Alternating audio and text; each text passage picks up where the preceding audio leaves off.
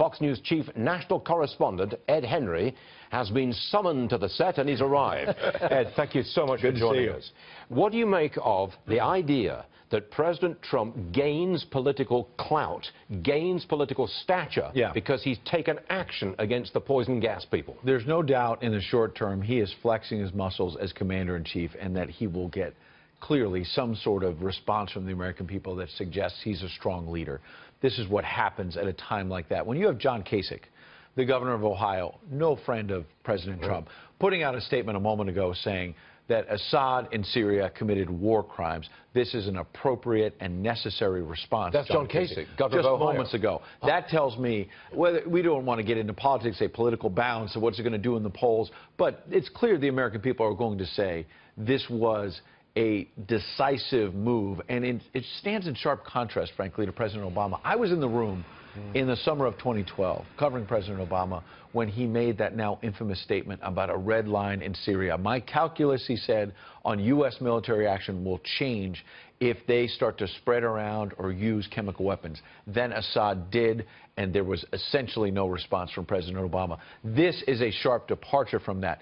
Where I would caution this president and moving forward is, what is the medium, long-term objective here? Are we going to continue to launch more strikes?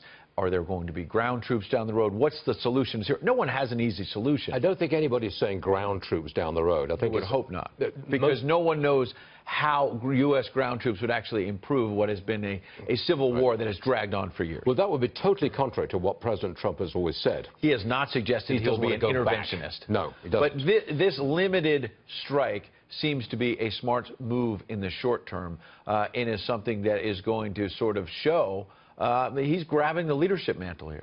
Now, the other story here is this. It is a terror attack, and it happened in Stockholm, Sweden. Yeah. And if you remember, I know you remember, Ed, but President Trump had something to say about Sweden's problems with its Muslim minority. I happened to be sitting in for Tucker Carlson the night that we ran a segment about terror and questions about more about immigration and migrants and refugees in Sweden, and he suggested that there was a problem there, and his critics lashed out and said there was no problem in Sweden. Well, now there is. Wait a second, hang on. And the Prime Minister of Sweden has just said it is a terror incident and we are under attack. Yeah. That's vindication for President Trump. Does he gain more political support? I don't know that he gains more political support, but there may be some vindication, particularly because when is it coming? It's coming on the heels of all of this talk about Susan Rice and surveillance. And remember how the critics 3-4 weeks ago said, what is Donald Trump talking? What is the president talking about? Surveillance by the Obama administration? I'm shocked, Stuart, that there might be surveillance going on. The Obama administration into the Trump transition team. And now it's, well, there might have been surveillance, there might have been unmasking, which could be a crime, but she was just doing her job, and there was nothing wrong here. That's different than what they said a month ago. Oh, I was critical of the president for making that tweeted statement on that Saturday morning that President Obama had bugged Trump Tower. Right. I was critical of that. Not to let him off the hook completely. It wasn't the way he said it was not completely accurate. However, the sentiment that there may have been surveillance there, maybe not wiretapping, maybe not Trump Tower, the sentiment that was there, now the political ground is shifting. Let's say that. You can't leave without explaining the book. I got a book called 42 Faith. It's about the rest of the Jackie Robinson story. It's the beginning of baseball season.